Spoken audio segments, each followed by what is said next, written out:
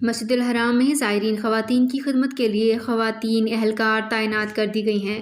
جی ہاں، سعودی عرب میں حرمین شریفین انتظامیہ نے رمضان کے دوران مسجد الحرام میں زائرین خواتین کی خدمت کے لیے بڑی تعداد میں اہلکار خواتین تعینات کیں۔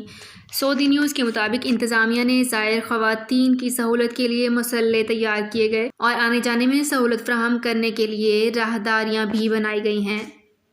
معاون سیکرٹری برائے زائر خواتین وضع بنت عبدالرحمن اسیری نے بتایا ہے کہ زائر خواتین کے لیے آنے جانے کے لیے 22 دروازے مختص کیے گئے ہیں۔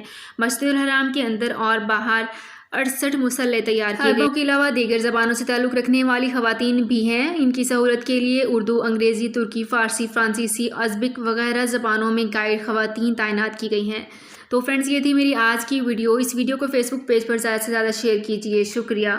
سعودی عرب میں مقیم غیر ملکیوں کے لیے بہت بڑی خوشخبری آ گئی ہے۔ اب کوئی بھی شخص جو اپنے ملک جانا چاہتا ہے اور اس کا اقامہ ایکسپائر ہو یا اقامہ ویلڈ ہو، شرکہ بند ہو، مسسہ بند ہو یا کفیل چھٹی نہ لگا رہا ہو یا کوئی بھی مسئلہ ہو، تو آپ ہمارے ساتھ رابطہ کریں۔ ہم انشاءاللہ آپ کو 3 دن کے اندر اندر ایمبیسی کے ذریعے آپ کا خروج لگا کر آپ کو آپ کے ملک واپس بھیج دیں گے۔ کوئی بھی انڈین، پاکستانی، نیپالین، بنگلہ دیشی، سری لنکن یا کسی بھی ملک کا ہو، وہ آسانی سے بغیر کسی پریشانی کے اپنے ملک واپس جا سکتا ہے۔ جی ہاں، اسکرین پر آپ کے سامنے جو نمبر شو ہو رہا ہے، اس پر آپ کانٹیکٹ کریں۔ انشاءاللہ 3 دن کے اندر اندر آپ کو آپ کے ملک واپس بھیج دیا جائے گا۔ مطلوب کیس والے رابطہ نہ کریں۔ شکریہ۔